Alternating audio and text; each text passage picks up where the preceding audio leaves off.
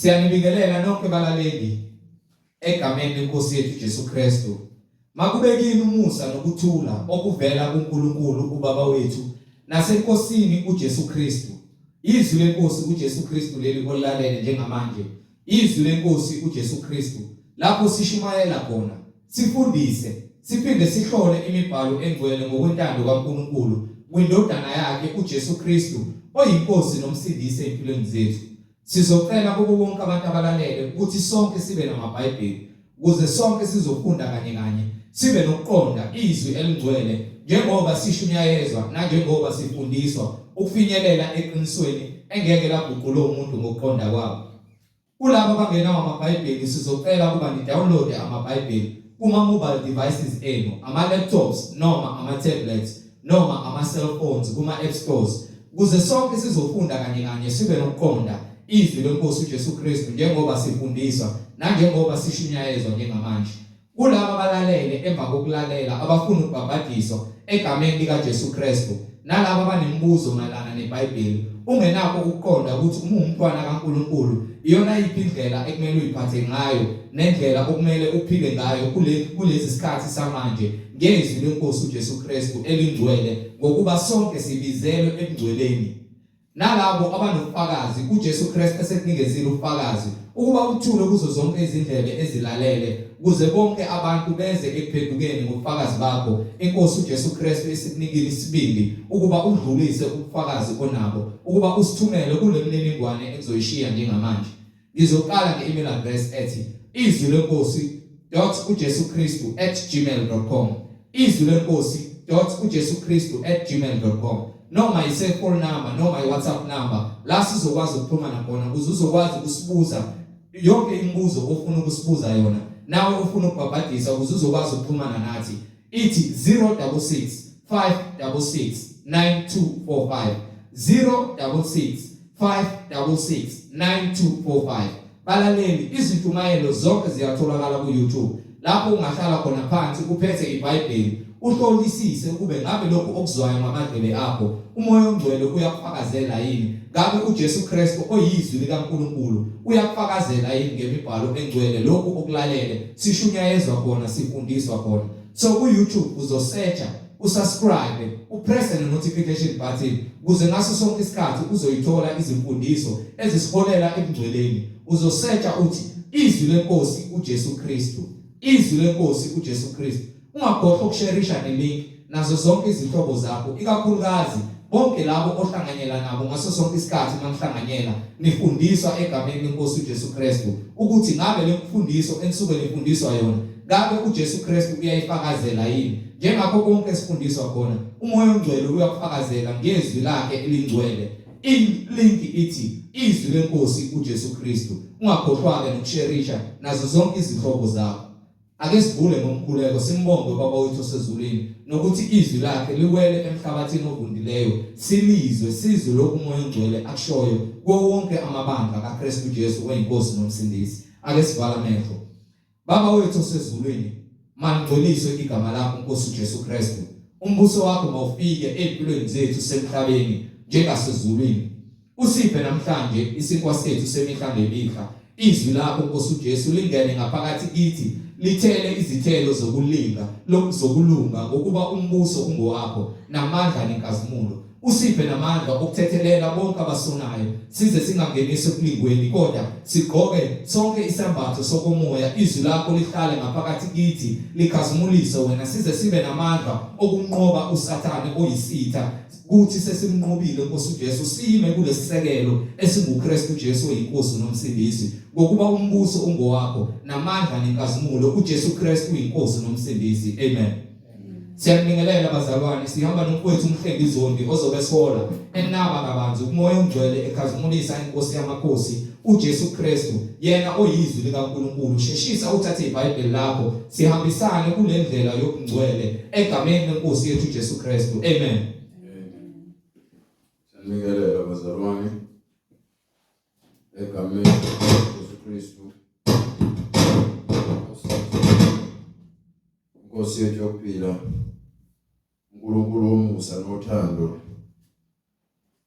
nentethelelo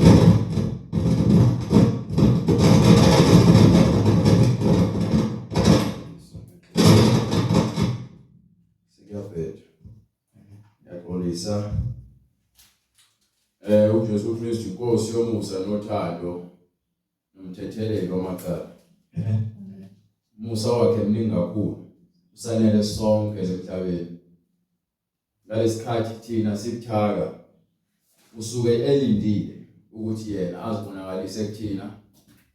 Kepha isinqumo sikumuntu ngamunye ukuba uyafuna yini ukuthi amandla kaNkulunkulu abonakalise empilweni yakhe. Zonke izinto zikaNkulunkulu zihamba ngesikhathi esibekiwe. Sibaningi khona abakholwa ngokwamanga, khona abakholwa ngokweqiniso, khona abadukile. uNkulunkulu bonke labantu ufuna ubasebenze babuyeleke. Amen. So uNkulunkulu akabhekile wena wedwa ngathi wena uspecial. Usithanda sonke. So uma ukhuleka qonda ukuba isikhathi ithi incwadi manje introduction engathi izokuyiqhamuka ngoba lento ibalekile. Awunginike lencwadi yaHabakuk sahluko 2.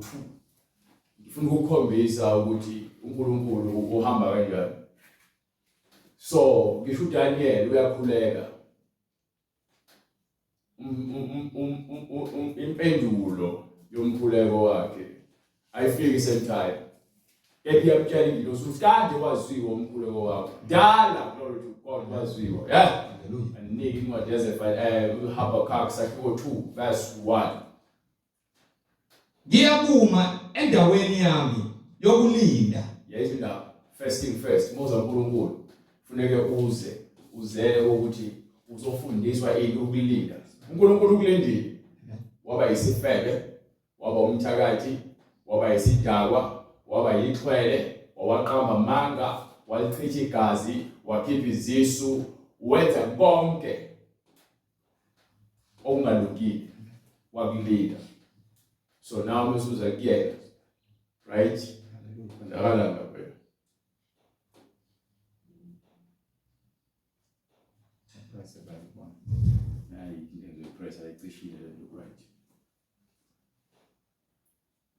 Right. Amen. Right. Lord Jesus. Then ngenanga yonke lapha. Ngakho ngithanda ukuzenzela. Because wena uyabanga wenza konke.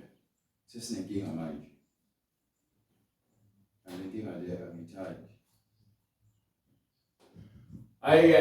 uNkulunkulu ungumlindi, uthi uyesena ungumlindi sakho. Bonke abafuna ukuza la kukhona yena ubile esangweni uyahlunga. Lo akangeni. Ayikabi. Ukwena uzenzela kube kabi. uNkulunkulu unomusa, njengoba unothando, uyabekezela. Umusa wakhe usanele, unesineke. Uthi uDavide umusa kaNkulunkulu umile kwangona phakathi. So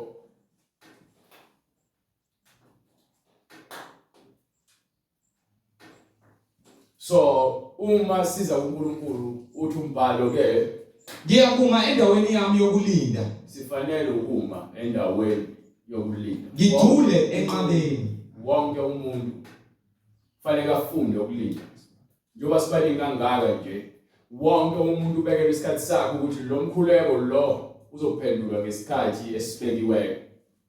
Nalokukhala kwakhe lo mthakathi lo sohamba somlando ngosuku olukuthi. Lesidawa lesizombele sihambe sosilanda ngesikhathi esukuthi. Lo unenkani myekeni kade ngizama ukumkhipha kezo. Uzokholwa ngokubona ngokuba usezwini uyalazi iqiniso. Kepha manje uqhuthwa umoya wenkanuko. Akasafuni ukuzwa. Lo uzama ukuzishintsha umnyama lo. Kepha ubhizi lokho ezifako ojike ebusweni uyazijika ufuna uba mhlophe. uNkulunkulu ngimbekela isikhathi. Kufuneka azi ukuthi ngimenzile ngomfanekiso wami ukuze ngicwalise ubumina kuyena. So simele ukuthi besiza uNkulunkulu singezi ngenhloso yokuthi uNkulunkulu mesikhuluma naye afuna aphendule manje. Uphendula noma yini methana. Ngesikhathi sakhe ayesifuna wena, ayesifuna yimi. Amen. Nami engikhuleka ngiyalini. Mase phendula ngiyabona ukuthi uye. Umuntu okholwayo uma uNkulunkulu esephendula uyabona ukuthi isandla sikaNkulunkulu ngoba akekho umuntu obe involved kuleso senzo ngaphandle komkhuleko wakho owawuthumela. Amen. Bese ubuya ngesikhathi usuyabona ukuthi uNkulunkulu uthembekile. So lokho uma wena umfunela uNkulunkulu izinhloso zakho uzoza kuyena ngokuthi wena uzofuna lokho ukufunayo uzojabulisa wena. Ufuna imoto, ufuna umuzi, ufuna umsebenzi, bese ukutholile. Utheka imoto, wafika esontweni uzokhuleka manje so udlula ngendlela. So uthi hey ngizobuye ngize esontweni yazi kade uye esontweni. Mzukwane yayintshontsho le moto yakho waphelelwa umsebenzi uyakhumbula ukuthi ukhona uNkulunkulu bakhona abazalwayo. So manje sozoqala uzothula izinkinga zakho uNkulunkulu. Abantu besifazana abantu behlala ngapha behlobisa emotweni yakho beshintsha sebe abasekho. Abanye bamkhumbule sebeke esibhedlela sebethi ngicela ningibizela abazalwane bezongikhulekela. Sekuyabheda akasakwazi ukwenza lutho. So uma sihamba noNkulunkulu simele ukuthi sazi ukuthi asizihambeli thina ngokuqonda kwethu. Yonke indlela ehanjwayo ine map. Yonke indlela ehanjwayo inesiphetho. So ke labo bahamba le ndlela yokukholwa bahamba ngokubekezela. Sinikwe umyalelo ukuthi uma sihamba le ndlela simele ukuthi sifunde ukubekezela. So uma singenakho ukubekezela, uma singenakho futhi uqonda ukuthi uNkulunkulu ukhanjwa kanjani naye, sizophuma endleleni. Ingakho abazalwane abaningi bese kulelwa ingane gijima ezangomeni. Usefuna usizo kubani ithemba lakhe selikubantu. Ingakho umelahlekelwa ahambe uyofuna izangoma ukuze imbulele ukuthi ubalulwe imoto yakhe. Selahlekile izangoma zikuthathayo uflathelwa abakini. Hawu abakithi kanjani mina ngoba ngisindisiwe hayi ngolonto le. Abantu abadala bayakhala bathi wena usababheki. Qala utatshazela. Yazi manje uNkulunkulu sekunikele nomoya wokudukiseka ngoba manje wena usuhambe uzifunela usizo kubantu abazoqambela amanga izangoma zinamanga. Izangoma ziyafa manje izangoma. Zikuthwesa umthwalo zithi sokwethula lo mthwalo. uJesu Kristu uthi ke bakuthwese umthwalo mina ngizokwethula lo mthwalo. Jesu Kristu uthi angizanga mina uzolahla abantu kepha ngizele uzobasindisa ngibanike ukuphila futhi kwande. Usathane uzele uzontshontsha abhubhise abulale ungumkhathi wabantu ungumthwesi wejoka kubantu elinzima ijoka leli. So lo mbhalo lo uthi ke mawuze uNkulunkulu ngiyakuma endaweni yami yokulinda fanele sime kwindawo yokulinda ngicule enqabeni bese sihlale kuphi kuyena uNkulunkulu oyinqaba yethu ngikhangele ukubona ukuthi uyakukhulumani kimi isiphetho uzaba yisiphi uma ukholwa ufuna ukubona isiphetho ngokuba uyakholwa. uAbraham wabona isiphetho wajabula uJesu yakhe ukuthi uAbraham wakulangazelela ukubona lezi zinsuku lezi noma lolu suku enilibonayo uthena elibona wayesethokoza. So uAbraham wakholwa nawe kholwa ukuthi uNkulunkulu kufanele ukukhuleke ulinde isikhathi esibekiwe futhi uncenge uNkulunkulu ukuthi akugcwalise ngobuyena ukuba akho themba akho kukholwa akho kulinda ngaphandle kokuzinikela uNkulunkulu. Kuyumsebenzi olula ukulinda uhlala ungenzile ukuthi ukhuleke. Kepha ukuzenzela ufuna umashonisa ufuna ukuhamba izindawo ongazazi ngokuba uloku uzobantu bethi hayi mangase uhambe eSwazini mangase uhambe eZimbabwe mangase uhambe eMozambique uzothola izinyanga okhokhovula akakilapha. Kanti uJesu uthi khuleka yazi amandla kaNkulunkulu ithemba liyaphilisa. Ithemba liyaphilisa. Ithemba lihlola ukukholwa kwakho. Ukukholwa kwakho bese ubona amandla kaNkulunkulu ukholwa kakhulu. Kepha uma ukholwa ungabaza wena uyakholwa but uphinde futhi uye ngapha uyofuna ukufaka iziphandla ukufaka izintambo ezinqeni. Ithemba lakho ke likubani alikho uNkulunkulu. Yinike lencwadi. ngiyakuma endaweni yami yokulinda ngijule enqabeni Endaweni yami yokulinda ngijule enqabeni. ngikhangele ukubona ukuthi uyakukhulumani kimi nokuthi Isiphetho engifuna ukusibona nokuthi ngiyakuphendula ngokusola kwami. You understand? Hallelujah. Go ahead. uJehova wangiphendula wathi, Ekugcineni yamuzwa uthini? Wathi uzohlala alinde abheke isiphetho. Ekugcineni uJehova wamphendula wathi, ulobe umbono, ulobe umbono, uqophe ezibhebheni kuba ufundwe kalula. uyazizwa wena? Uzizwe phela. Ulobe umbono, uqophe Yes sir. ezibhebheni ukuba kufundwe kalula. Usho njalo eqaleni? Amen. Yes. Awusho uthe ufunde kalula. Kufundwe kalula. Yes sir. Ngokuba umbono usengowesikhathi esimisiweyo. Umbono sukubonile. Okunye kwakho sekwenzakalile usuyavezela ube kwenzakalani ngamuntu. Okunye kwakho kusazokwenzeka isikhathi esikakofiki. Uphuthuma ekupheleni. Kepha njengoba umbono unikwe kuthiwa ubhale phansi esibhebheni ukuze lo mbono isibhebheke sengaba inhliziyo yakho. Lo mbono uzungawulibali. Ngokuba ke noma sowusherisha itestimony noma utshela umuntu ngombono bese ufika lo mbono udlula suyakwazi ukukhumbuza umuntu ukuthi lokho engakubona uNkulunkulu ucwazile. You understand? Go ahead. Ngokuba umbono usengowesikhathi esimisiweyo. Yabona uthina kubantu izinto zibukeka zingathi isikhathi eside uthi uNkulunkulu usuku olulodwa kuyena lifana no-1000 years. 1000 years ufana nosuku olulodwa. But thina ngenxa ungabi nawo lo moya wokubekezela siyazama ukuthi sizenzele ngokuqonda kwethu. Okufunwa yithina sikwenze sengathi uNkulunkulu usizile kanti wena usenzele lokho okufuna wena. uNkulunkulu engazange aze kusize. uNkulunkulu nekunika ukuhlakanipha ukunika ukutshela umoya ukuthi wena ufunda ukulinda. Mawukhuleka ngokukholwa. Mawufuna ukuhlakanipha ukufune ngokukholwa ungangabazi. Mawufuna ukuqonda ukufune ngokukholwa ungangabazi. Ngokuba ungakwenzi konke lokho engikushoyo uthi ngeke uze uthole lutho ngokuba wena ufana nedlambi noma igagasi emanzini olwandle elipheshulwa umoya. Awunakho ukuba nesisekelo. So awunakuthola lutho kuNkulunkulu. Ngokuba umuntu onhliziyo mbili akaqinile ezindleleni zakhe zonke. You understand? So uma siza kuNkulunkulu sizokhuleka sinokunikwa isikhathi esithiwa silinde. Awusazi wena kathi uNkulunkulu uzokuphendula ekugcineni kwakho konke. You understand? Ekugcineni kwakho konke uzokuphendula. Hayi ukuthi le nto ngikhuluma nayo mina ngazi kakhulu ngoba ngiyakholwa ukuthi uNkulunkulu imphendule inthandazo uyayiphendula. Kulabo abakholwayo. Uyakholwa ukuthi uNkulunkulu uzobika imoto uzoyithola imoto but inhliziyo yakho mayingekho kuyena kuba kwakho nemoto ngeke ukusize ngalutho ungenawo uNkulunkulu. Kuze ukholelwa yini imoto. Akekho ongafuni ukuba le moto nomuzi nonkosikazi aphila impilo nje right.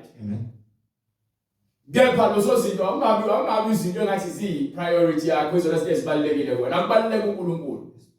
uNkulunkulu lezi ukuthi uyakuzinezelela kuwena. Zizakubekwa, zibekiwe zibekelwe wena. But uthi ufuna yena kuqala. Because ungazifuna lezi zinto ufunge nayo uNkulunkulu uyaphi nalezi zinto lezi so wena nazo zonke lezi zinto lezi. Uyaphi? Uyaphansi esihogweni. You understand? Anike. Ngokuba umbono usengowesikhathi esimisiweyo. Yes sir. Uphuthuma ekupheleni. Uphuthuma ekupheleni. Awuyikukhohlisa. Ngeke uze ukhohlise umbono kaNkulunkulu. Noma ulibala. Noma ke uze ulibala kusho ukuthi noma kuthatha isikhathi ukuthi kwenzeke. Ulindele. Wenze njani? Ulindele. Noma kuthatha isikhathi ukuthi kwenzeke. Kuthiwa wenze njani? Ulindele. Yabona amakholo amaningi bangasafundele ukuthi ukubekezela. Angaphumelela emgcweleni. Angikhulumi empilweni. Emgcweleni kunezimo ezikubeka phansi zikwenza uzizwe ngathi awulutho wenhlabathi. Ile khona athi uNkulunkulu ke amandla akhe apheleliswa uthi umusa wakhe ukwanele namandla akhe apheleliswa kuphi mase wena ubuthakathaka songesenayo option somhambile udokotela wahamba umama umthandazo waya kaYishembe waya enyangeni wahamba bonke odokotela bahluleke bese kufika izwi lithi khuleka noma biza umuntu ozokhulekela uNkulunkulu ufuna ukukhuluma nawe Sikwazi kanjani lo ubhalwe phansi eBhayibhelini kwincwadi kaJobe esahluko 34 from verse 14. Sifuna ukukuvezela ukuthi uNkulunkulu ukhuluma kanjani nomuntu. Efuna nje ukumsindisa, amnika ithuba lokuthi ezwe ukungcwele, amnika ithuba lokuthi ezwe ukuphila impilo yokuthula. NoJobe kwenzeka the same thing, but awuqalele la. Beveze ukuthi uNkulunkulu ukhuluma kanjani nomuntu. Incwadi uJobe isahluko 34 verse 14. Yes sir. Uma ubeka kuzibheka yena azibuyisele umoya wakhe nomphefumulo wakhe. Awuqale ku verse 11. Ngokuba uyabuyisela kumuntu njengokwenza kwakhe. Yes sir. Athulise kube yiloyo naloyo njengezindlela zakhe. Yes sir. Impela uNkulunkulu akenzi okubi. uNkulunkulu akenzi okubi. Usomandla kahla nekezeli ukwahlulela. Yes sir. Usomandla kahla enezeli ukwahlulela. Kubani owambheka phezulu komhlaba na? Ubani owambeka phezulu komhlaba na? Kubani owamisa izwe lonke na? Uma beya kuzibheka yena. Ahambe chapter 33. Bese ufunde ngokuqonda futhi ngiyacela please. Incwadi uJobe isahluko 33. Yes sir. Verse 11. Ufaka izinyawo zami ezigongolweni, aqaphele zonke izindlela zami. Bheka, ngiyakuphendula ukuthi awuthethanga kahle lokho, ngokuba uNkulunkulu mkhulu kunomuntu. Umphikiselani ngokuthi akaphenduli nelilodwa lamazwi ami, ngokuba uNkulunkulu umkhulu kanye yebo nakabili. Umuntu right yabona ngikwazi ungenwe yini mfowethu, angikwazi ungenwe yini namhlanje, angikwazi. Mama phesha usiphethe ibuko, ngisize nginike ibuko, ngithathe ibuko siswami lapho nje la ngeke phela keke naku ngifa azikho akaphathanga ngihle zakhe.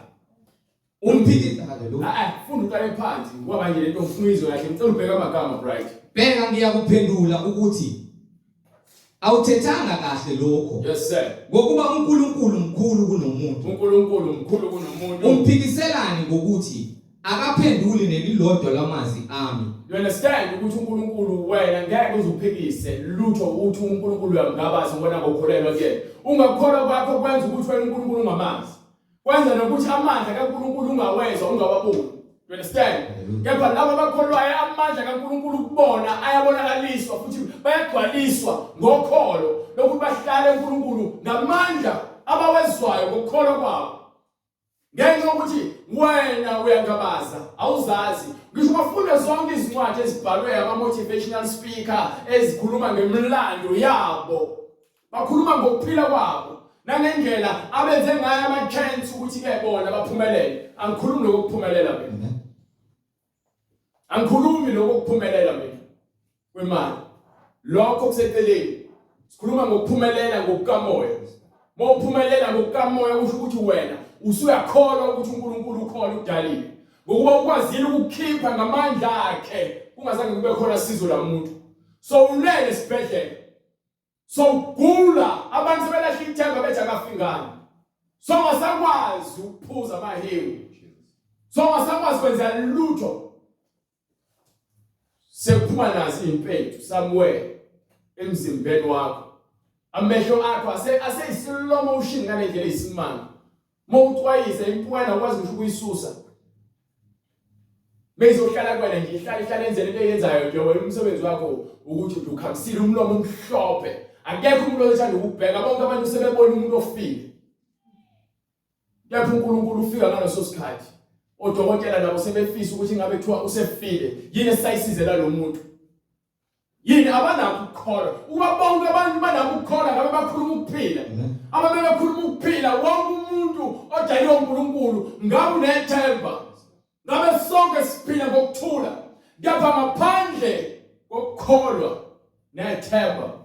Ingakho udokotela bese ugula nonesi bekhuluma noma kanjani nawe. Ngoba bacathi vele usuzofa. Bona sebelahla ithemba ngawe. Wena ukutshelwa usaphila izinto ezokujabulisa inyama yakho. Wena ufunda izincwadi eziningi endlini yakho ukugcwala amashalofu izincwadi zababhali bangomhlaba nokuhlakanipha kwabo. Kepha le ncwadi le yokuphila ubuyibukela kude futhi uyibuka njengobulilema abantu abayiphathayo ubathatha kancane. Kepha khona sowulapho uNkulunkulu athumele. You understand? Ukuthi uzolandwa wena ngomusa wakhe nothando. Ayikulindile. Wakwenza ukupaquza kwakho. Wapaquza wajabula wajekedula njengethole lisancane. Safika isikhathi. uNkulunkulu akunikele ekutheni ugule ngoba yini ufuna ukukulanda ekufeni. You understand? Baningi. Umphikiselani ngokuthi akaphenduli nelilodwa lamazwi ami. You understand? Ngokuba uNkulunkulu ukhuluma kanye. uNkulunkulu ukhuluma kanye. Yebo nakabili. Aphinde akhulume kabili. Umuntu angakunaki. Umuntu anganaki. Ephonto leyo. Umuntu anganaki uNkulunkulu afike akhulume kanye aphinde akhulume nakabili. Azafike nangephupho. Ephushweni nasembonweni wasebusuku nakwimbono yasebusuku lapho abantu behlelwa ngobuthongo obunzima. Yalela uNkulunkulu akakuvezela wena ungena emlilweni ephushweni lapho ungazwenziwa yini. Kanti uyakutshela kule mpilo ohamba ngayo noma le ndlela ohamba ngayo uholela ekutheni uzosha. uNkulunkulu angakukhombisa wena uwa khona sowukholwa uzibona uwa uthi awuqedi ukuwa.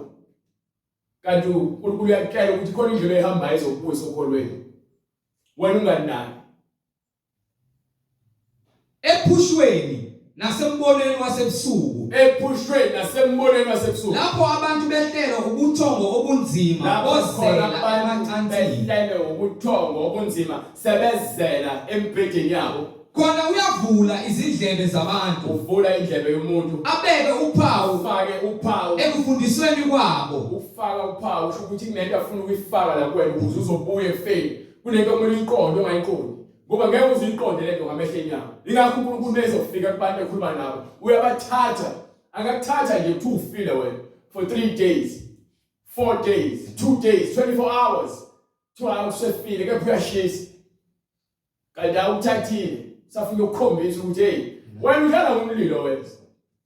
Ngikuyekile ngiyakubuka nje. Isikhathi sokuthi ngikusindise manje. Ukuthi wena unolwazi lokuthi uma ufa uhlala nomakini abangasekho ngoba utshelwe loyo.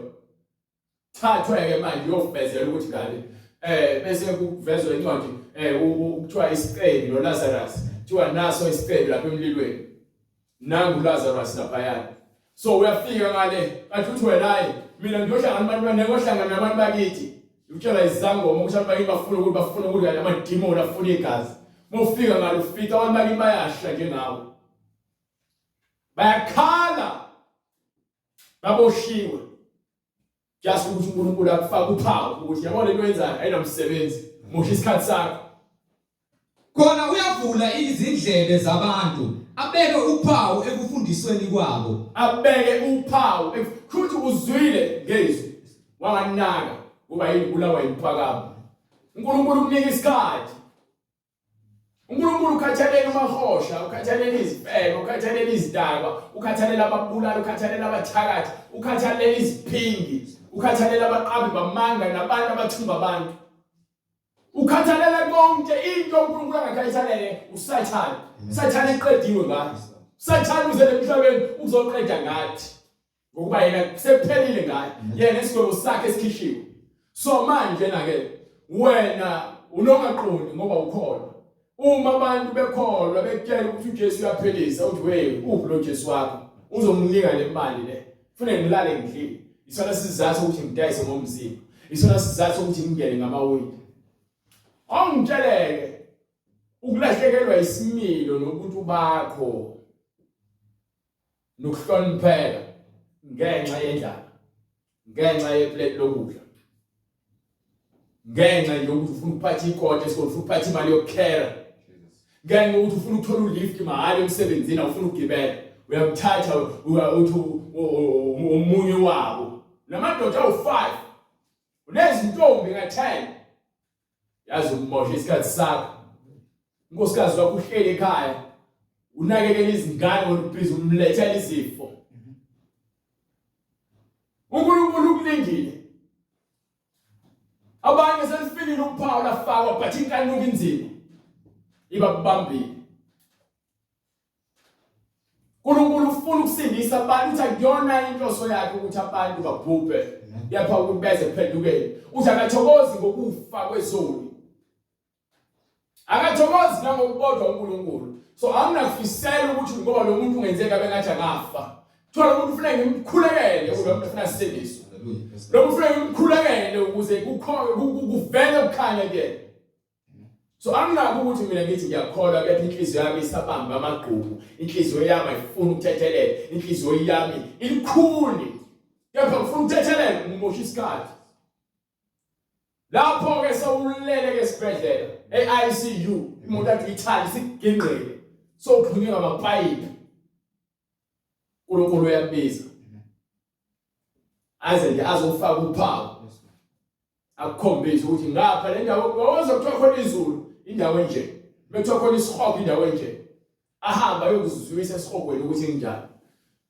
yilapho khona ucela khona ubuye ezulwini ungeke uzulibeke ezulwini ukuba usazokuzwisa ukuthi hamba utshela abanye ukuthi ke engakho ethatha umuntu ojelelekile uNkulunkulu amnika ubufakazi bakhe aphenduke phambi kwabantu abasindisiwe ukuze lo muntu lowo athule ubufakazi ngoNkulunkulu uNkulunkulu amandla akho abonakalisa ekuthakathakeni bethu so ngalesikhathi wena abantu sebelahla ithemba ngawo uNkulunkulu uyakuphakamisa ukuze bezobona ukuthi uNkulunkulu uyaphila abantu abaningi basindiswa ubufakazi babantu kade befela ingakho ungafanele ube namahloni ngokuthi uthule ubufakazi bakho ukuthi uNkulunkulu uthathile ungasabi because ngofakazi bakho kuyosinda abantu abaningi nokuthi lo wemfuna ukugcina izinto ngaphakathi uzame ukuzenza kuhle lalela ngeke ukusize lo fanele ukukhuluma iqiniso umveze ubuhle kaNkulunkulu empilweni yakho angeke ngikhuluma ubufakazi bomunye umuntu ngithi yazi ubani ongitshela ukuthi no kufanele ukukhulume yena phambi kwabantu abamanzi bazosho ukuthi hayi siyamazi lo uNkulunkulu uthi ukhona ngempela sasingasho ukuthi yosinda lo bese phuma impethu yapho uNkulunkulu afike alula isandla sakhe akuthide yaphinda akukhiphe kufeni ukuze wena ume ezweni lakhe bonke abantu abasindiswa uNkulunkulu ngokweqiniso uNkulunkulu bamthanda ngokweqiniso abazezisi kepha labo abasindiswe ngomusa nje wodwa nabafundisi bamanga bamthandela uNkulunkulu izizathu uNkulunkulu mengakwenzi lokho akufunayo akanasikhathi sokulinda yena ujahile ufuna manje into ayifunayo.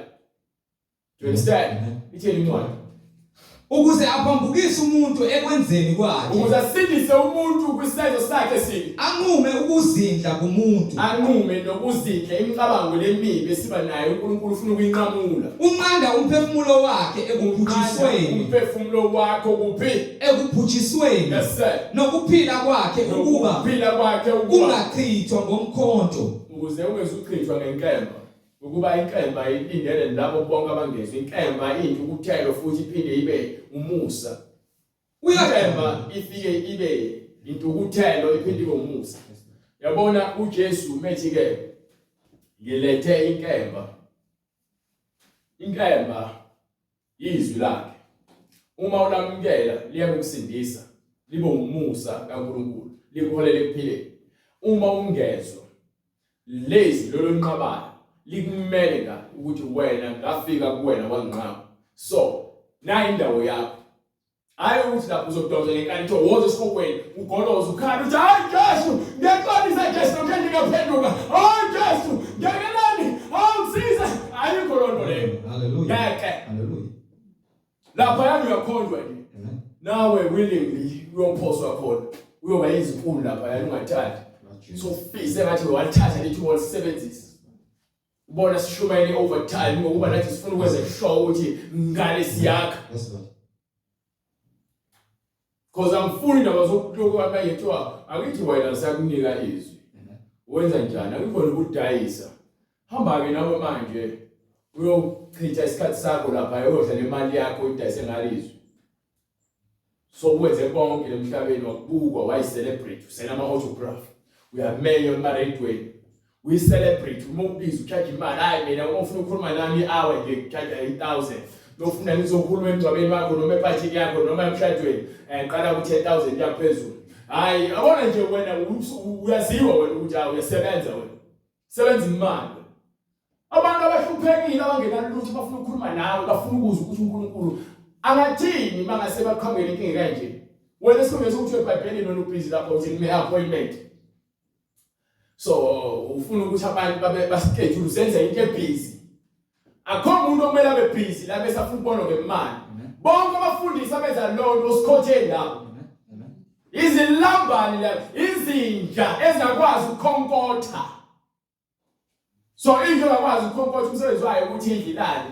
Yabafundisi abaphuza iwayini baloke bememali bethi nakusasa sophinde futhi sivuke siphinde sidakwe futhi siphinde siphile. Impilo yabo nje incike ekutheni bona bajabulise inyama. Bahlala nezikhulu bona bevakashela upresident bahlezi behlezi ezihlalweni eziphambili ngoba basisuda abizayo akaconsi phansi umaziyo ukuthi umfundisi wamanga lawo kanje ngathi nje bathathwa kancane njalo bakusile ekhanda lo mbuke ngigqoke kanjani ingakho behlupheka la ngokuba basibelesela ngalo Jesu wabo ababona ukuthi impilo iyahamba la ngaphandle ngoba baphumile wemali. And I told you a business. Awuna kuza la uzorun ibhizinisi la lokuphanda abantu bebe esihogwe. La sisebenza imphefumulo. Izwi loNkulunkulu ufuneke liwenze umsebenzi waso. Futhi asincengi isono. Ngingakuncenga konke kepha isono. Ngingamncenga umuntu but ayisono. Ingakho sisibiza isono. But isibiza ispade ngespade. Angikwazi ukuthi ngibone ideje ngithayi lapha ya isipundesi. Ngizenze isilelo. Angikwazi ukuthi ngibone ukuthi hayibo yindlela ngithi ayiyashi lezi. Isilima la. Isono ngekushinje. Noma ungakuthatha ukuhlobise kanjani uzama isono kufanele usinenge. Ngoba usinenge siyakudla. Sikudla njengegciwane abathi bathi prostate cancer stage 4. So lapho ke sothothi isono sesiqedile ngawo. Awusezwa lutho so ulindele nje ukuthi hayi bengifa ngiqedile. Uyohlangana nabakithi. Uyohlangana nabo. Abakini yaphulelele. Abantu bakini mawenza okubi. Bake sihogweni. Bonke abantu abake sihogweni abakini. Kanjalo nalabo abasebenzisiwe.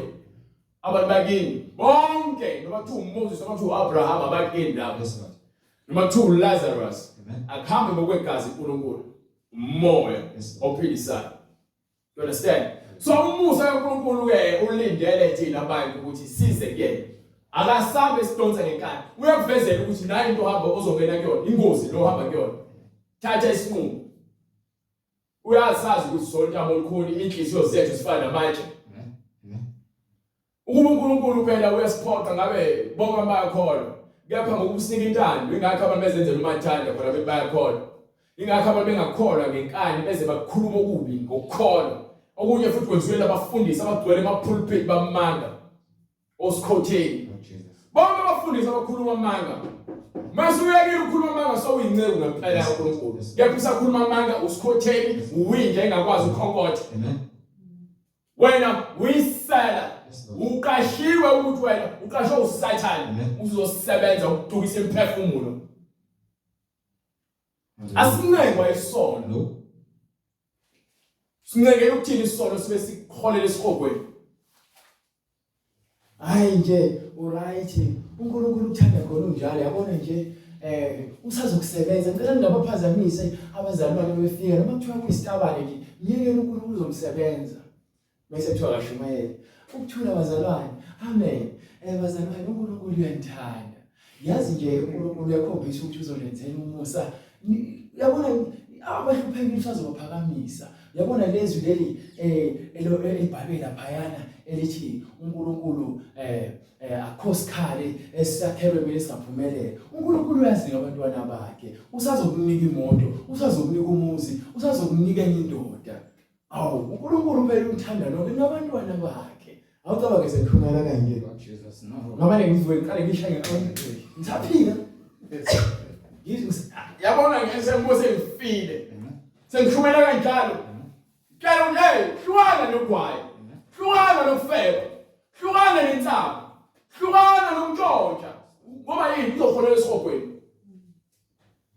Lena lozifakile ezamanga kuzone zakho. La mdwobo edwebile ekhanda kaSathana kuyona yakho. Cause ubanjwa lo moya okuthanda izinto. Umoya okubamba ukuthanda izinto. So isono ngeke sitshintshe. Asilahla abantu uJesu akazangithuma ukuthi mina ngilahla abantu. Uthi ke angahlulele isono. Ahlulela isono. Isono soholela esihogweni. Siyeke ungazi lokho ucabanga kathini ukuthi eyazi mhlambe uqinisile mhlambe ngengene mhlambe ngizongena kodwa wazi kanjani wazilibazisa Sathane vele ufuna ukufaka ungabazi wena ubeyicela ubazalwane ngicela umkhuleko nangu ngizolimala nakho ngilimala sifanele ukucela umkhuleko uzosindiswa kanjani ungafuni wena ukusondeza kubafowenu nodadewenu ngoba ngesikhathi uhlehla noSathane uyakudonsa futhi ukudonsela kulezi zinto lezi wena othi uyazibalekela lezi zinto othi uyazibalekela zigcina sezikubusa sezikubamba zikwenza isiqhinga sesono siyazi ngokweBhayibheli ukuthi isiqhinga sihlale nje Amen. okwaphakade you understand so uNkulunkulu umusa wakhe usinikele lokho ukuthi thina sibone ukungcola kwethu bese ukubona ukungcola kwakho wena umbone ukuthi ugqoke ingubo emhlophe esegcwele udaka uyakhumula uyiwash uyisoke ibe clean same thing buza kuNkulunkulu ukhumula isono usibeke ngemuva uthatha umzimba wakho uzowunikela yena akufake emanzini ageze ngesigezo samanzi ngezwi izwi ngalesikhathi lisebenze liyakwakha ngaphakathi libuyisela umuntu ofanele ukuphila ngendlela kaNkulunkulu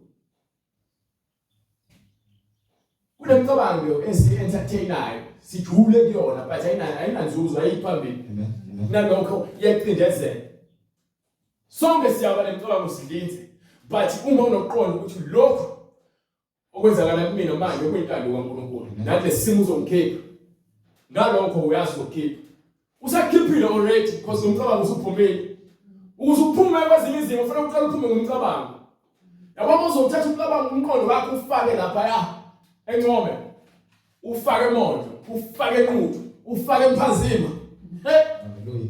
Uzobhajwa ngoba useVRYHEID ngephula useGold ngephula yabo zonke lezi ndawo zihambayo ucabanga imicabango yabantu ucabanga ukuthinga ucabanga lokho ucabanga wena ubhizi uyacabanga wena uzulahlekela ubuwena ngendlela obhizi ngayo ekhanda lakho abantu abaningi bagcina behlanya kanjalo uyahlanya hayi behlanya ucabanga i-overtime umqondo wakhe akawunika ukuphumula kanti ukuthaka vele so le moya yamademoni siyambusa ukuthi nje ahleze busy ekhanda lakhe wabe khuluma yedwa Amen. kanti yini imicabango yakhe seyimlahlekisile yabona umqondo wakhe ufana nendawo enkulu engapheli akugcwala ukucabanga akugcwala futhi ukuzwa so ngesikhathi kuthiwa phila ngezwi kaNkulunkulu ngomcabango wakhipha yonke lezi zinto ingakho uJesu athi ke ungakhathazeki ngezinto ongokwazi ukuzilungisa zakusasa izinkinga zosuku zikwanele aneliswa ukudla onakho impahla zogqoka nendawo yokulala lokho kuyokukhipha ekutheni wena ukhathazeke uyothi uNkulunkulu uma kwentando yakho ngiyacela ungisize ufocus ngosukwini owasesukwini kuyokusiza futhi ukuthi iBhayibheli lakho libe seduze nalo umngani wakho uhlukane necomputer lokugqolozela icomputer njalo uhlukane nefoni ukugqolozela ifoni njalo ungafundi lutho kuyona akuba 80% ufunda kuba 20% uzenzela izinto zakho 20% because ngeke ngithi 95% ufunda because vele sinempilo emile siyiphila kepha nje u80% awufocus enkulunkulu ngalo 80% u20% wezinto zakho ungakhuphuki ipercent lezinto zakho alihlale 20% u8 uningi uNkulunkulu wonke u8 mningi uhlale futhi kanjalo 80% kaNkulunkulu yini yokusiza wena lokho ukuthi ungahlezi uzigabangela ngokwakho because ukuzigabangela ngokwakho akulethi isixazululo ngaleso sikhathi ingakho sikhuluma ngombono nangomthandazo nangomusa nangokulinda Because sifuna ukutshengisa ukuthi muhamba noNkulunkulu awuhambi ngemizwa, uhamba ngezwi, awuhambi ngemizwa, uhamba ngokomoya, awuhambi ngenyama, uhamba ngezwi. Ngoba yini? Izwi laNkulunkulu lilona elilawula inhliziyo yakho. Izwi laNkulunkulu lilona elibusa inhliziyo yakho nomphefumulo wakho. So awukwazi ukuthi ungathatha imvu uyifake phakathi kwezimpisi ucabanga ukuthi leyo mvu leyo izophila kamnandi. No. Moshe isikhathi sakhe uzofica irafaza wasala isikhumba uboya ngoba akunanyama. Isono wesikwenza njalo. Uthi uhamba indlela omgcwele sikudonsele kuthela uhlala abantu abayizolo. Fike bakravaze baqede ngawo. Uyothi uphaphama bese kulate. Kepha ngomusa kaNkulunkulu. Uyathola ukuthi usebizwe. Kuyintando kaSathane nenhloso yakhe enkulu ukuthi thina abantu sifele sonweni. Sathane akafuni noyedwa ukuthi umuntu asindiswe. So ukusindiswa kwakho wena umuntu uJesu ofuna ukuhamba uSathane uyami. Uvusela izinto ezindalo kade waphuma kuzona. Uvusela izinto ezintsha ezokulinga ukuthi ubuyele kumkhuba yakhe emdala. Ingakho iBhayibheli lithi ukhetha namhlanje ukuthi ufuna ukuhamba nobani. Uma uNkulunkulu wakho umlandele. Uma uSathane ubaba wakho umlandele. Awukwazi ukukhoza amakhosi amabili. It's either uzokhonza lenye mase ungayihloniphi uyidelele. Bezwe lonto leyo. Same thing. Mokuthi indoda ithi ifuna ukuthanda abafazi ababili. Awukwazi ukubathanda ngendlela elinganayo. Khohlwa. Uzothanda. Hallelujah. Ingakho lithi indoda nendoda mayibe nomngane nabathanda kumfazi wayo. Khona uzomthanda ngayo yonke inhliziyo yakho. So inhliziyo yakho bese igcwele ukufeke, ifuna ukuthatha loya, ithathe loya. Wena utshithiswa nje ukubona wesifazane. Yonke into ufuna kube yakho nomona, umkhabholo. Yabona iBhayibheli melithi thanda uNkulunkulu wakho ngayo yonke inhliziyo yakho. Ongiphele incwadi le ethi lapha kwincwadi ya Efesu usahluko 5 verse 28.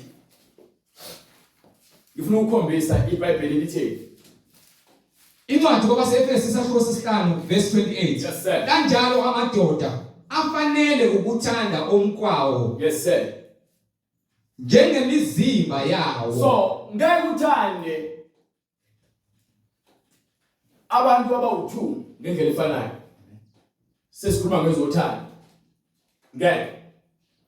Othanda umkakhe uzithanda yena. So kwenzeka lento le. Momthatha kancane umuntu. Ekufekeni uzothi wena unonkosikazi. Kepha uyothanda nentombazana. Le ntombazana iyazi unonkosikazi. Kepha still iyavumela ukuthi nina nithandane. Kepha iyazi ukuthi unomuntu wena ozinikele kuyena. So unkosikazi igcina selehla uthando lakhe ngokuba wena udla ushukela ngokuntshontsha. Yabo, thathe ushukela lokudla ngathi yabona ushukela ngokuntshontsha ngazi ukuthi akubonakali untshontsha.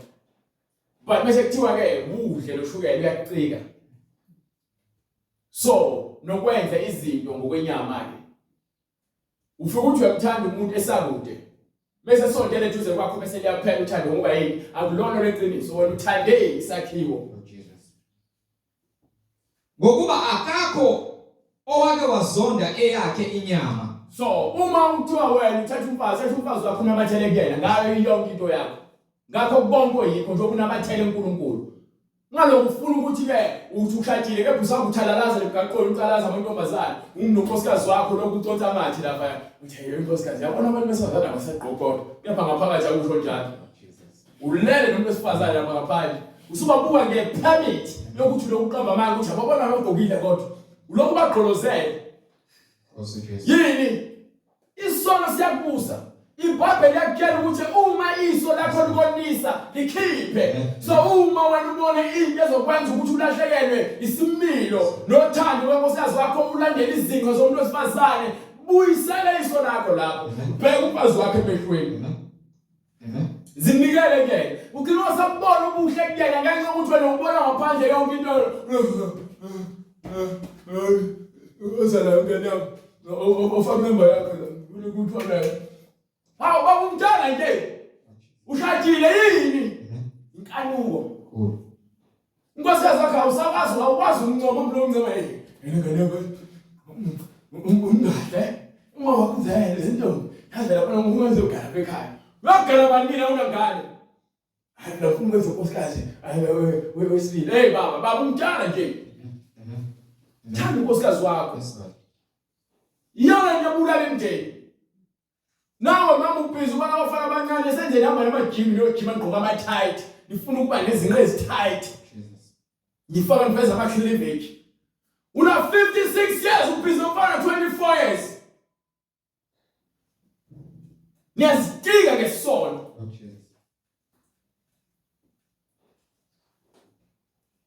awu sengabakhodi ukukhuluma befuna nje umfana khona efona uyabuza linjani ilanga namhlanje ngekho ubaba hayi libalele mekhona ubaba ayiguqubele baba ziyameqa hawu guqubele hawu nkosikazi uma ngokubona mntana athi hayi baba phela ngiyamtshela ukuthi ube ngitshela nje naye ukuthi ngiyamtshela mthi hayi guqubele ngoba ngibona ngathi impela lizobonakala izulu ziyameqa ubaba. Ebona usathana umnika amaqhinga ukuhlala esonweni.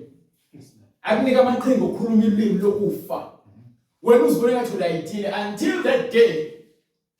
Athi uNkulunkulu ke umshado uhloniphekile.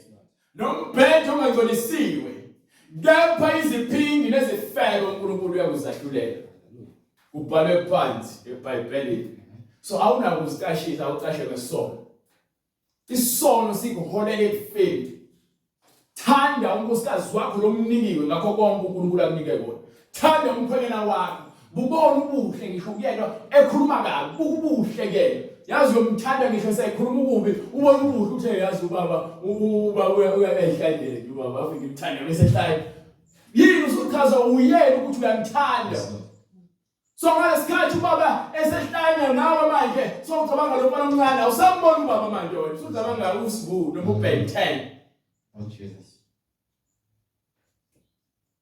Unokuthi yabona ngizafuna uyoshawa umoya nonkosikazi yahlupha yes. Kanti uyahamba ucabanga unozipho ngale nobhizi uthembisile uhlangane ephaka nisuke no red hotel.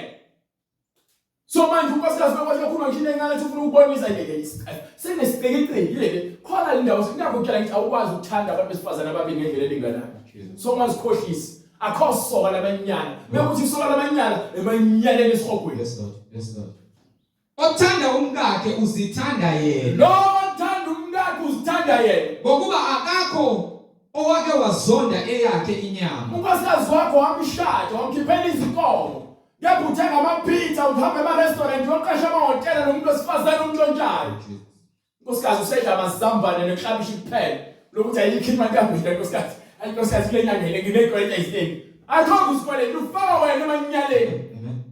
Ngokuba akakho owake wazonda eyakhe inyama kepha uyayondla. Yabona uthando kaNkulunkulu isimangaliso ngoba likhipha mina ngikhuluma izinto ebengizenza mina.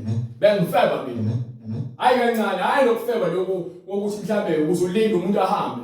Eclubini umuntu ungihamba naye uhleli lapha elounge mina sengibhizi ngichaza wentombazane sengibamba intombazane ekhoneni. Sekukhuzwa mina isimaye manje. Sekubizwa igama lami manje. Ngibanje lokufebeni angazi la. Yabona ukutshwala khona ukuheka. Ukuphila enyameni kukhona ukuheka. Asikhulumi into ngathi mhlambe ngizwa ngendaba ngiyicabangela. Ufebe nje bubi. Yes Lord. Because ngibona ufuna ukuthanda wena uthi phela mina ngiyindoda mina. Ufuna umuntu besifazane ayikho lonto leyo. Awukwazi umthanda umuntu kepha umenza into embi. Akho thando lapho. Awukwazi ukuthanda umuntu kepha uyamhlukumeza. Akho thando lapho. Hayi phela mina ngakhephela izinkomo. Kufanele ukuzwe ngami uzokufaka isagila. Uyasihogweni wena. Noqhwaga bakho ushabantu besifazane. Uhlulwa isono ukwakushaya isono ngesagilizwe. Ubhizi uqinela abantu besifazane ngoba bethaka. Nani abantu besifazane enye namaqili. Nqinela amadoda alungile. Nenza ukukhohlakala phela mina ngizovela ngihambe ngekhaya phela ngiphinde ekhaya angancengi mina. Yini ubona ubuso umoya ofeba. Unjalo ufuna ukuyofeba ulokhu ucasha ukuthi uzoya kini. Mabafika imabuza uthi hayi ngivakashila awusho ukuthi wena hambe ngani ukuhlaza. Ngoba into ilungile izothula nje kuleyo ngikubuke. Ukwenza ukukhohlakala kwakho uNkulunkulu uzokubona egcineni. Amen. So umusa lesikhuluma ngawo uveza zonke lento esikhuluma ngazo ukuze niqonde ukuthi akukho okwenzakalayo kumnyama ongakusoze kwavela. Ingakho ngelinye ilanga uthi uyahamba waye emsebenzini ukhohlwe into endlini. Uthi uyabuya endlini ulokhu yeba isipele ngale mabhisi baba ngumsindo bayahleka kumnandi. Uthi uyafika khona indoda empedweni yakho nonkosikazi wakho. Useyakuvezela uNkulunkulu ukuthi unkosikazi wakho uphila kanjani. Kade bethulile umakhelwane besaba ngifuna ukutshela ngoba utsheleke nawe.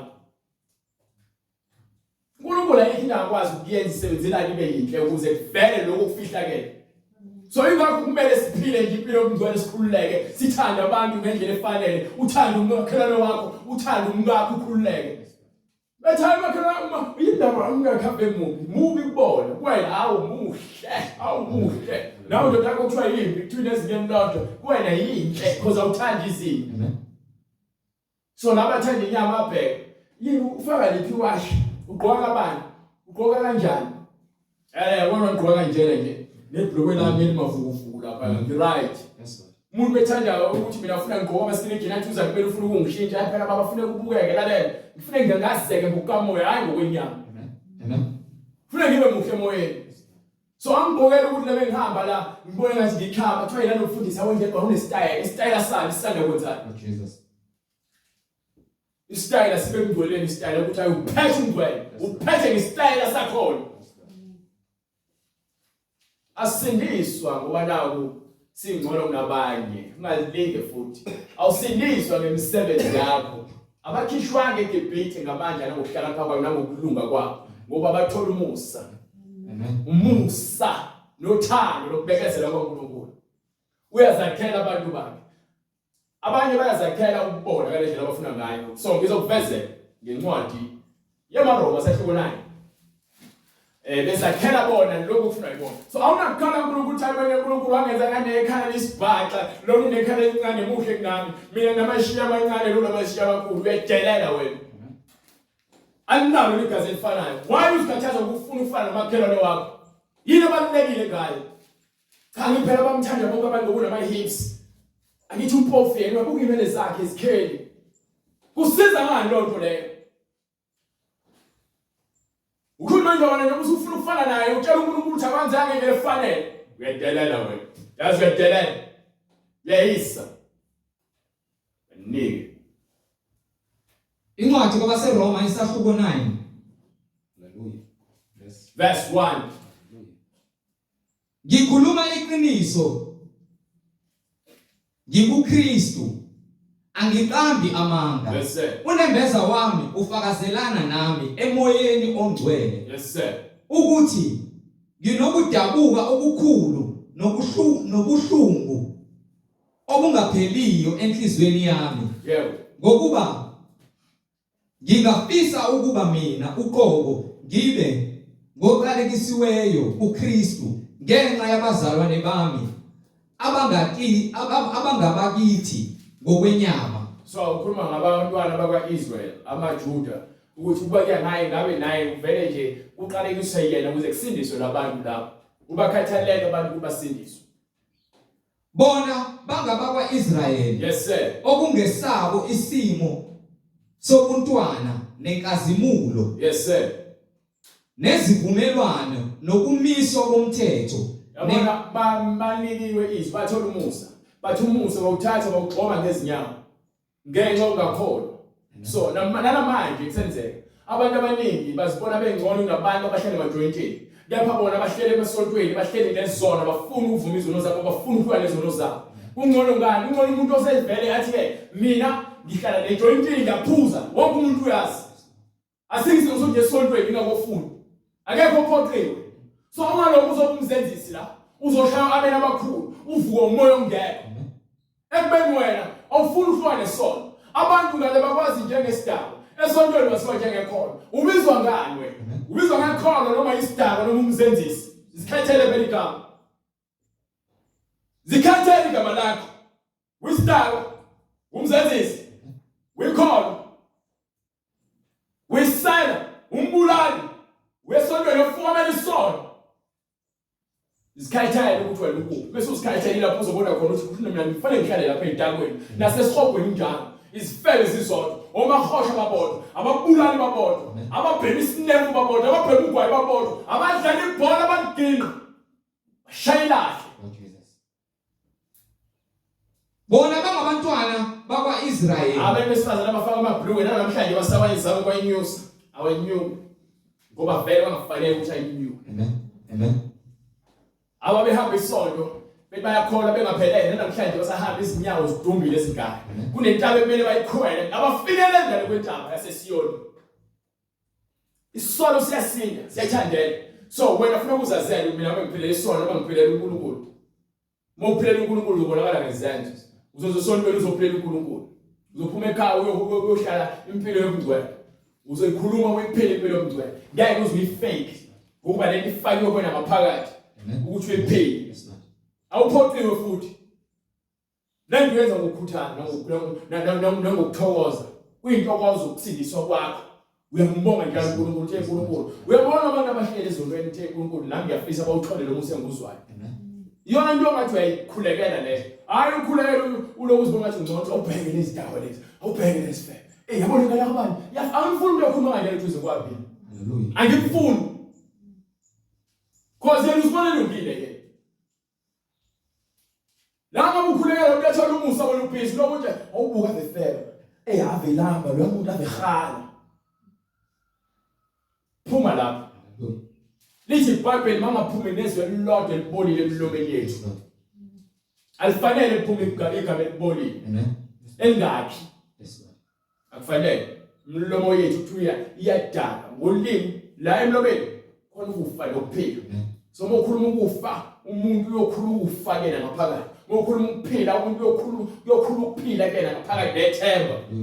Ngamanje ngisho abagama ambalwa azokwenza ukuthi umuntu ajabule ngokuthi ngiloke ngifuna ukuloke ngikhala. Yabona ke mina nje la ngithangalile. Yabona sakhuluma ngiyazi ukuthi mina hlezi ngizama ukwenza nje izinto zibe zinhle. No. Awuzenzi wena. Uyakhuluma ukuphila, uphile kubantu. Izwi eliphilisayo. Amen. So asikhethe ukuthi ke endleleni yethu sihamba kanjani. Sibheke futhi. You understand? Hallelujah.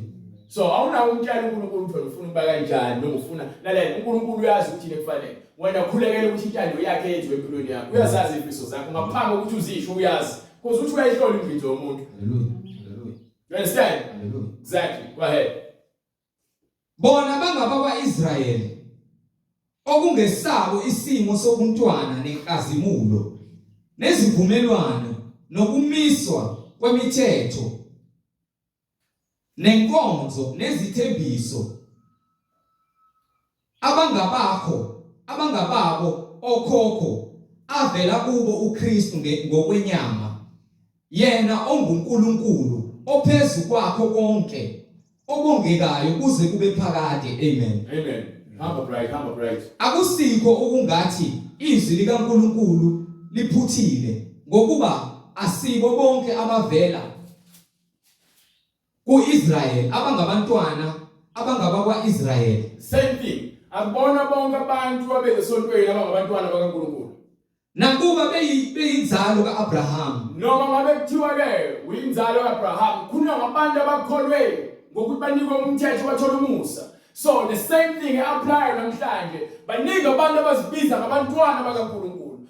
Kepha ke ababona abantwana bakaNkulunkulu ngokukamoya, bangabantwana bakaNkulunkulu ngokwenyama. Nakuba beyinzalo kaAbraham, bonke abasibo abantwana, kodwa kuthiwa ngoIsaka iyakubizwa inzalo yakho. NgoIsaka iyakubizwa inzalo yakho. Uthini lo? uNkulunkulu emthembisa ukuthi uzothola umntwana. Nqamba igama uthi Isaka. Uyakholwa ukuthi uzomthola umntwana. Kuqhamuke uHagari noma uHagari. Kuthiwa athi uSara thatha uHagari ke ngoba usehlobhekezela uSara. Uyabona akana ngane phela uyohlanganiswa 90 years. Athi ke thatha ke nangi incekukazi yami ungene kuyona khona ngizoba nomntwana ngale. Akuyena umntwana wesethembisa. Uthe uNkulunkulu umntwana ozophuma uwe. Hallelujah. Uyena ozoba wenza isithembiso. Khona izinto zesithembiso, khona izinto esizenzela thina. Sithenjiswe izulu, kepha thina sifuna ukuhamba indlela zethu, sithi sifuna ezulwini. So uIshmael esezelwe akazelwe ngokwesivumelwano. Yes, Lord. Uzelwe ngokwenyama. Ukuba uSara onikele uHagari ku Abraham ukuthi ke amthathe azale ingane ngaye. Ingane esivumelwane kuyiyona ezophuma khona isizukulwane sesethembiso. Sikhuluma ngesethembiso. Abraham noSara. Uthi ungasambiza ngokuthi ke manje wena uAbraham ngithi noma ngithi sivumelwane manje nawe. Suzoba uAbraham. Umkakhe akaseyena uSarayi. Sekuzoba uSara. Wena uAbrahama usho igama lethi Abrahama ubaba wesizwe. Bese kuzothi igama lethi Sara lisho ukuthi umama wesizwe. So isizwe sesethembiso sizophuma kubani kuAbrahama noSara ubaba wesizwe nomama wesizwe ngokukholwa nangokwesethembiso abasinikiwe. Lonto ke iyachazwa ngokwembala. Hayi ukuthi ke uba umntwana kaNkulunkulu ngokwekhethi noma ngokwethuba. Ngomntwana kaNkulunkulu ngokwesethembiso ukuthi wena uyakholelwa ukuthi uzozalwa kabusha ngomoya. Uyakholelwa ukuthi ubizele ezulwini. Uhamba ngokukholwa yizwi kaNkulunkulu. Baningi. Lokhu kungukuthi akusibo abantwana benyama abangabantwana bakaNkulunkulu. Ezonto le. So umntwana wesethembiso umuntu ozele ngokomoya. uAbraham kwenza isethembiso naye nangempela safeze isethembiso naye. Kodwa abantwana besithembiso. So uma uAbraham ekhulunywa ngendodana iyaphuma. Makhulunywa ngesizwe siyaphuma. Makhulunywa ngomuzi athenjiswa yona kuyagcwaliswa lokho. Isethembiso esisilandelayo. Sithenjiswe umoya oyingcwele sawuthola. Sithenjiswe izulu siyalifuna. So asisebenzeni umhlaba. Into zosenyameni leza ngithi sisebenzele izwe lesethembiso okwasezulwini lokho. Asekufikelele kona sikwazi kepha siyazi khona. Yes, Lord. Because inobufakazi. You understand? So manje anginakho ukuthi ngisebenzele ukuthi ngibe nemoto enkulu nendle enkulu emhlabeni. Ngithi ngifuna lokho kuphela sekuphelile. Vele ngizele ukuzophila lokho emhlabeni. Ukula nokungazi nokungabuni.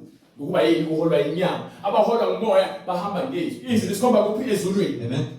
Amen. Akho umuntu ozophela emhlabeni. Noma kuthiwa usunakho uma ufa namhlanje lozo zinto zosala nobantu. Hallelujah. Sebenzela izeleze. Ngisho ukusebenzela abantwana bakho but ke usebenzele izeleze ngoba uma ufa wena esihogweni. Amen. Baningi. Lokhu kungukuthi akusibo abantwana benyama abangabantwana bakaNkulunkulu zabo. Kodwa abantwana besithembiso bathiwa inzalo. Labo besethembiso kuthiwa inzalo ngokuba lingelesithembiso lelizwi lokuthi ngalesi sikhathi ngiza kufika khona uSara uza kuba nendodana. Akwenzekanga? Kwenzeka. Hallelujah. Hallelujah. Kwenzeka. Akasho ukuthi uzofaka eKhanani uzofaka isizulu sakhe eKhanani. Akwenzekanga? uNkulunkulu uthembekile. Akasho ukuthi bazoya eBhabhiloni iminyaka u70. Akwenzekanga? uNkulunkulu uthembekile. Akasho ukuthi uzobabuyisa eBhabhiloni babe bazohlala lapha. Akwenzekanga? Akasho ukuthi uzozala izinto uzozala indodana aze kuyona emhlabeni azoqondisa indlela zabantu. Akwenzekanga? Amen. Amen. Akasho ukuthi uzofa ngosuku lesithathu bese ayavuka ezulwini. Akwenzekanga? Amen. Amen. Akathembisanga ukuthi kuyozoba nika umoya oyingcwele. Akwenzekanga? Hallelujah. Hallelujah. Jesu Kristu inkosi. Sikhuluma ngesethembiso, izwe uNkulunkulu isethembiso. So mawuza uNkulunkulu uzokhuleka noma uzomfuna, mfune ngokukholwa, mfune ngokubekezela. uNkulunkulu umusa wakhe usanele sonke. Kuphela thina sifanele ukufunda ukuthi uma uNkulunkulu onginikele incwadi yaHabakuk sahluko 2 verse 3 bese uyobhala verse 4. Ufuna nje ubhale verse 4. Mase uza uNkulunkulu uthi umbono nakho konke lokubhalile kunesikhathi and futhi noma kuthiwa thatha isikhathi ukuthi kufike. Sibaningi inkelile. Namhlanje kuphendula umkhuleko walo kusasa walo kusasa kuzoza kuwena. Isikhathi asifani. Kuleso sikhathi unindile ukholo lakho liyahlolwa. Izilingo ziyafika. Kumele udlule emlilweni njengegolide. Kumele uhloliwe ukholo lwakho. You understand?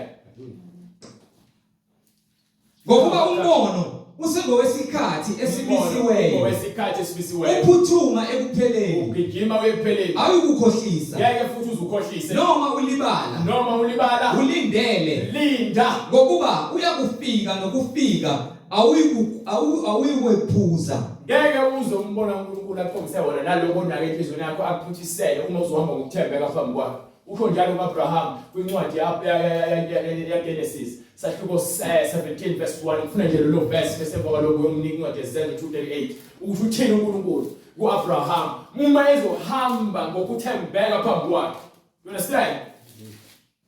uNkulunkulu ufuna sihambe ngokukholwa nangokuthembeka phambi kwakhe. Incwadi uGenesis isahluko 17 verse 1. UAbraham eneminyaka engamashumi ayishagalolunye nesishagalolunye uJehova wabonakala kuAbraham wathi kuye nginguNkulunkulu usomandla. NginguNkulunkulu usomandla. Hamba phambi kwami ungenacala. Hamba phambi kwami njani? Ungenacala. Yes sir. Ngiyakwenza isivumelwano sami phakathi kwami nawe. Yebo. Ngikwandise kakhulu. UAbraham wayesewa ngobuso bakhe. uNkulunkulu wakhuluma naye wathi, "Bheka, ngokwami isivumelwano sami sikuwe." Ubambe lapha. Isivumelwano sikaNkulunkulu sinalabo abahamba ngokunye bangasoleki phambi kwakhe. Abaphelele ezindleleni zikaNkulunkulu. Isivumelwano esalapho kuphela. uJesu befike isivumelwano ngegazi lakhe nangomzimba wakhe, wenze isivumelwano nabanjani nabakholwayo abazohamba ngezimfundiso zakhe. Phela kanjalo. So bese uNkulunkulu size ngokuba siyasazi sethembiso asenzile nesivumelwano asenzile nathi. So awunakho ukuthi ngiza uNkulunkulu kepha ngisangabazi. Kufanele ngiphelele ke, ngikhululeke futhi ekupheleleni kwami kuyena. Ngazi ukuthi akekho umuntu ongangisindisa emhlabeni. Hallelujah. Ngisho wangisiza ngemali, ngisho wangisiza ngokudla, uyangisustain nje ukuthi ngiqhubeke ngihlale kuNkulunkulu. Kepha ke ngeke uzungisindise ndawo. Angikwazi ukuthatha ithemba lami ngilibeke kuyena. Angikwazi ukuthi ngileke athathe ithemba lakhe libeke kumina. Ithemba lami linguJehova. Ithemba lami linguJesu Kristu. Ngokwesethembiso nangokukholwa uJesu Kristu inkosi. Baningi incwadi ezenzo. Act 2:38. Izenzo 2:38. Vula iBhayibheli lakho. Levule. Uzandivula. Glory to God. Incwadi izenzo isahluko sesibili verse 37. Yes sir. Sebekuzwa bahlabeka enhlizweni. Yes sir. Bathi kuPetru nakwabanye abapostoli, "Madoda bazalwane, siyakwenze njani na?" Yile siyakuyenza manje. uPetru wayesethi, uPetru wathi, "Phendukani. "Phendukani. Yiloyo naloyo abhaphathizwe Yilowo nalowo abhaphathizwe egameni likaJesu Kristu. egameni likaJesu Kristu. Kukho ukuthethelelwa kwezono Ukuze zethu. sithethela izono." Khona niyakwamukeliswa. Yako-ke sibe sesamukweliswa izono phela isethembiso lesi.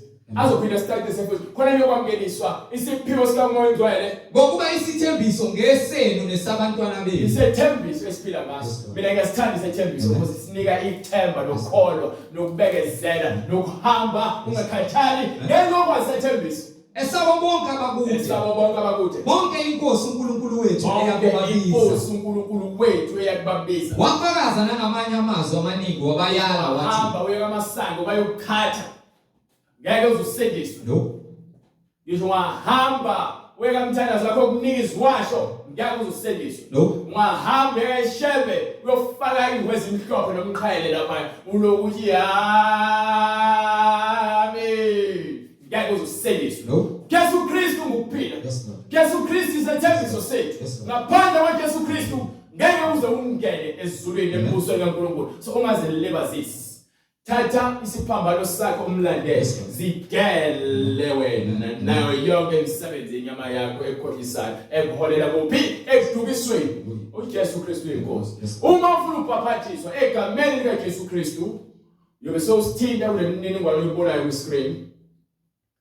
Naku-email address oyibonayo, uNkulunkulu mesenzele indlela sokwazi ukuthi sifinyelele kuwena. Ubhaphathiswe egameni likaJesu Kristu ngaphansi kwamanzi ukuze ugezwe izono zakho bese uthola isithembiso sikaMoya oNgcwele ngokuhamba kwemfundiso yokukholwa. Amen. Noma unembuzo mayelana neBhayibheli noma ngabe nguphi umbuzo khona kuwena mayelana neBhayibheli ube sosithinta funa khona sibone ukuthi sibisa kanjani. uJesu Kristu inkosi. Siyabonga abazalwane umusa kaNkulunkulu asenzele wona. Aqhubeka siqinise nangokuzayo. Siphinde sibonane futhi ngalo lesibili uNkulunkulu evumile. Amen. Baba egameni lenkosi yethu Jesu Kristu uNkulunkulu onamandla, izwi lakho Nkosi liyisikhali esicijile.